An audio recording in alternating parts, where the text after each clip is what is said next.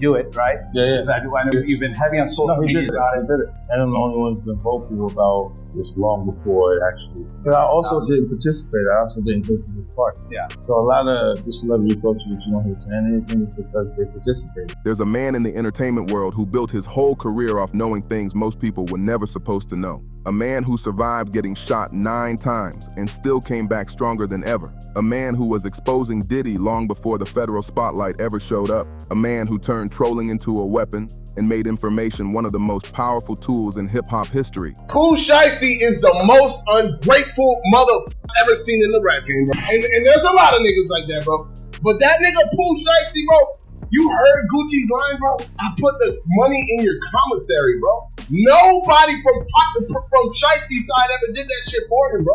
Shiesty, if it wasn't for Gucci, bro, he'd still be a street nigga, bro. Curtis 50 Cent Jackson doesn't move randomly. He doesn't post by accident. He doesn't throw out comments just to hear himself talk. Every caption, every emoji, every interview clip, every deleted post, every little jab online is planned out carefully. Nothing is accidental when 50 gets involved. And over the years, people have learned something important. When 50 starts talking seriously about somebody, you better listen because somehow the truth usually catches up right after. Shot how many times? Where were you shot? Most of them in the legs, like in the hand and the head and the face. Pain-wise, how bad is it to get shot in the face? Probably, Is it a 10? it's not really like as painful as having to visit a dentist repeatedly.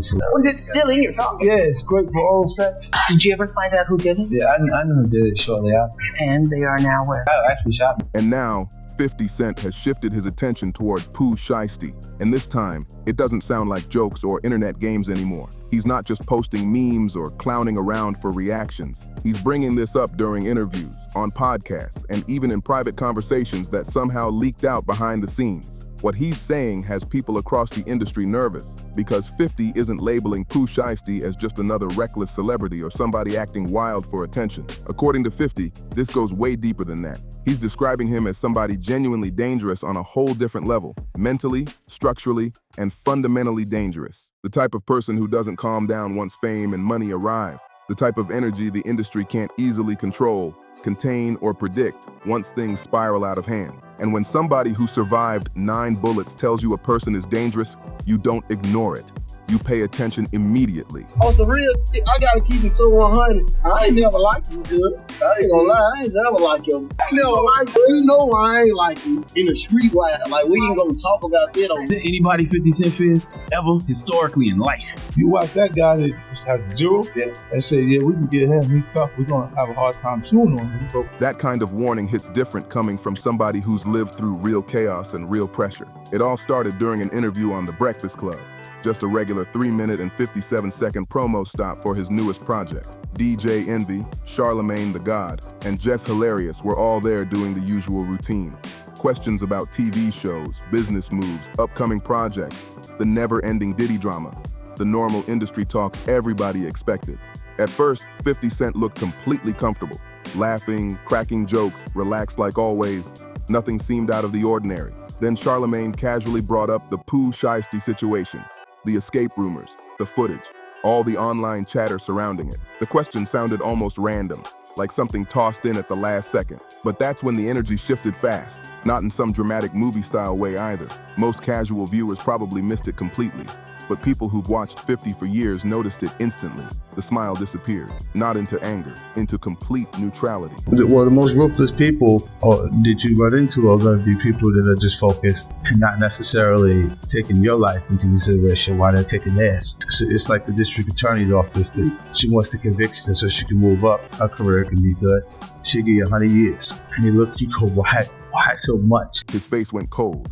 His eyes looked flat, and he leaned back slightly, like he was thinking 10 steps ahead before speaking. Then came the pause, a full 3 seconds of silence, and with 50, that silence means something serious. He doesn't pause unless he's carefully measuring every word, because he already knows people are going to break it apart later. Then he finally responded, basically saying, people really don't understand what that kid is.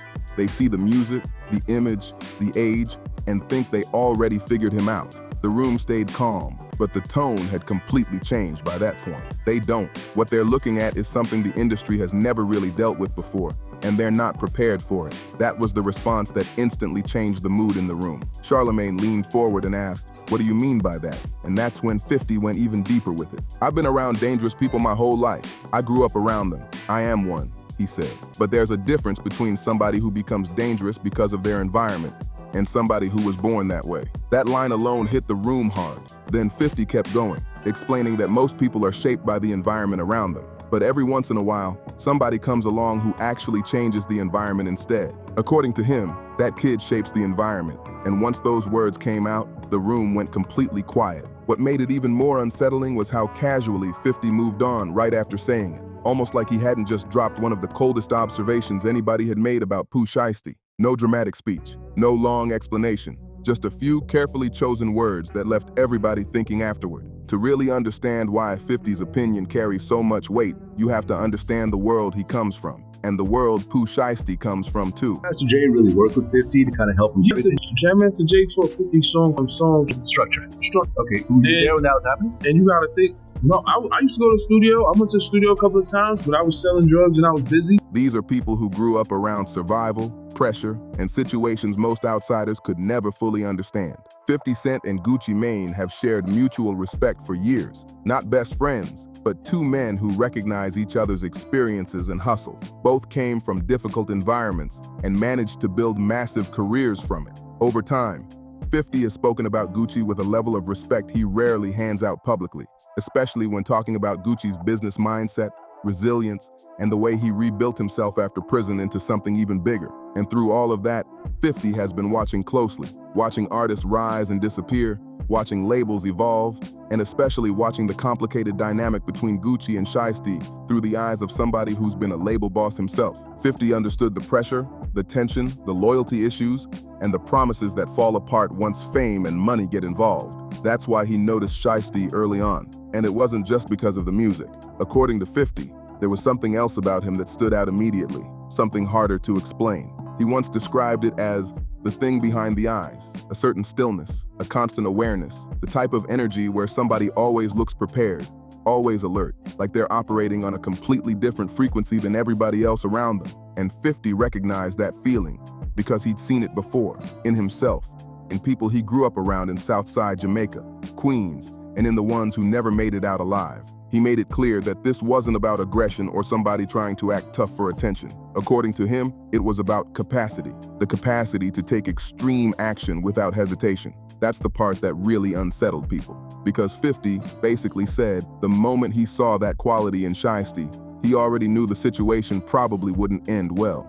Not because he believed Shiesty was evil or beyond saving, but because people carrying that kind of mentality while living under constant pressure rarely get peaceful endings. Then during another interview, this time on a smaller podcast that didn't get as much mainstream attention, 50 went even deeper into his thoughts. When the host tried comparing Shiesty to other street rappers, 50 immediately shut it down. His response was direct: "Don't compare him to rappers. That's your first mistake." Then he explained why. Comparing him to rappers means you think this is all performance. It's not. The music is the performance. Everything else is real. That line instantly changed the mood of the conversation, and 50 didn't stop there. He explained that when he says real, he's talking about the kind of mindset that doesn't always have limits attached to it. The host asked him to explain further, and 50 said most people, even people involved in dangerous environments, usually have a line they won't cross, a point where they finally stop and say, "This is too far." That line might be different for everybody, but it's there,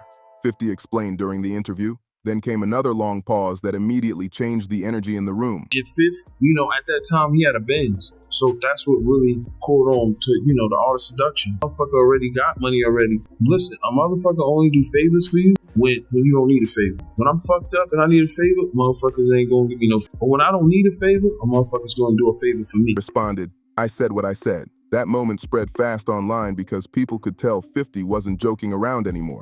There was no trolling, no sarcasm, no exaggerated internet antics, just a serious warning delivered in the calmest possible way. As the situation around Shiesty continued getting more complicated, business disagreements reportedly started building behind the scenes. Questions about money, contracts, loyalty, and compensation began creating friction, and eventually the tension spilled beyond business conversations into personal conflict. For 50, that kind of situation feels very familiar. Curtis, 50 Cent Jackson, rarely talks deeply about the most chaotic periods of New York hip-hop history.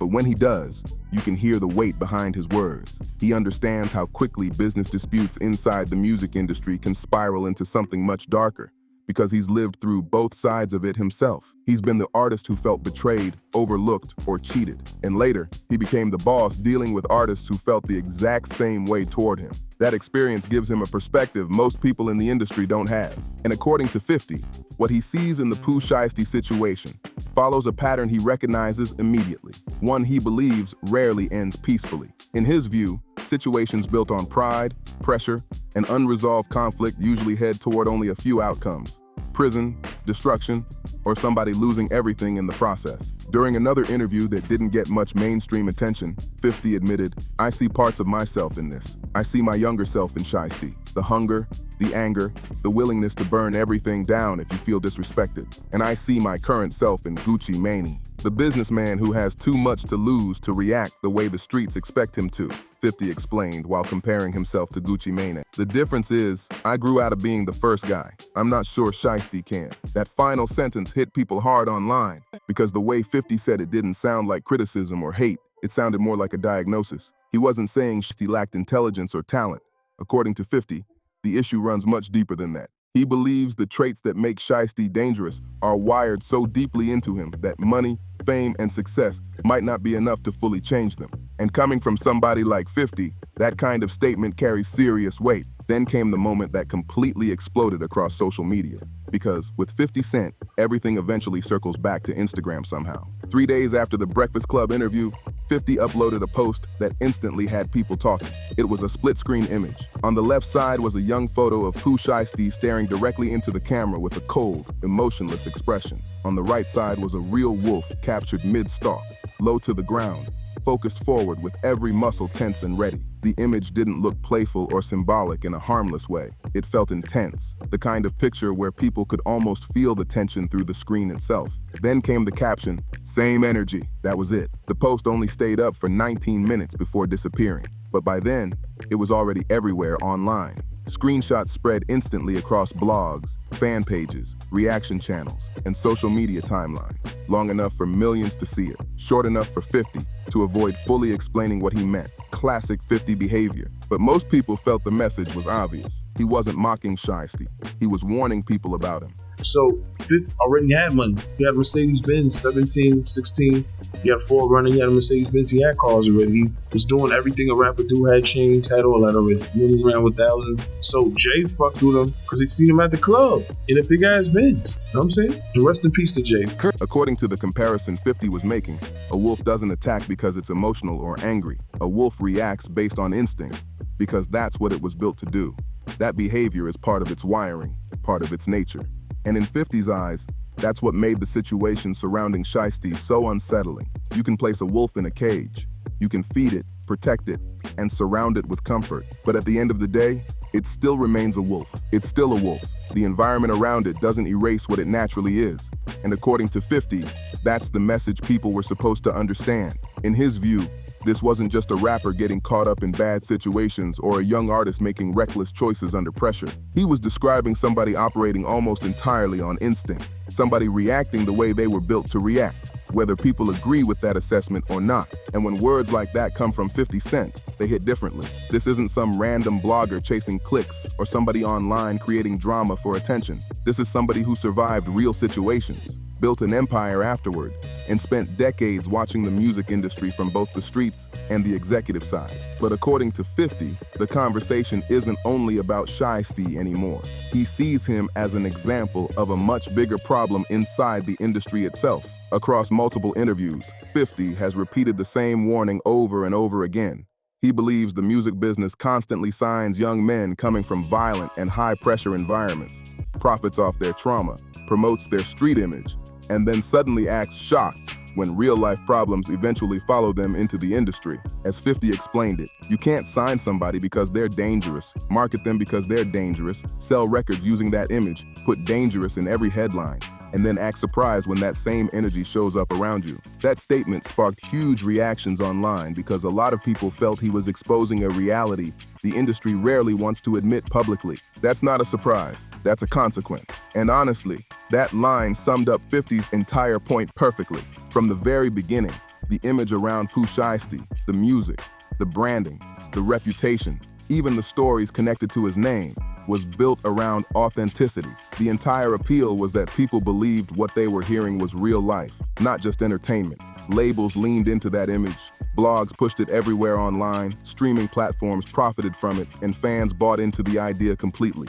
Everybody benefited from the image while it was making money. But now that real-life consequences are entering the conversation, some of those same people suddenly want distance from it all. And according to 50, that's the hypocrisy nobody wants to talk about publicly. As he explained it, the industry doesn't really want real. They want the illusion of real. That statement hit hard because, in his view, companies want artists who look dangerous in music videos and interviews, but still behave safely behind closed doors in business meetings. They want the image, the headlines, the controversy, and the attention, just without the risks that sometimes come attached to it. And once those risks become impossible to ignore, everybody suddenly starts pointing fingers and acting shocked. But the most unsettling part of all might be what 50 isn't fully saying. Across interviews, podcasts, and conversations behind the scenes, he keeps hinting that he knows far more than he's willing to reveal publicly, not in an arrogant or attention-seeking way either. More like somebody choosing his words very carefully because he understands how serious the situation could really be. At one point, 50 admitted, "There are things about this situation that aren't mine to say." And when somebody like 50 Cent says less instead of more, people usually pay even closer attention, because history has shown that when 50 starts dropping subtle warnings instead of jokes, there's usually a deeper story sitting underneath the surface waiting to unfold. So now the big question is, was 50 simply giving his opinion, or was he trying to warn the industry before things spiral even further? Let me know what you think in the comments below. And if you enjoyed this breakdown, make sure to like the video, subscribe to the channel, share this with somebody who's been following the situation, and stay tuned for more updates because this story might be far from over.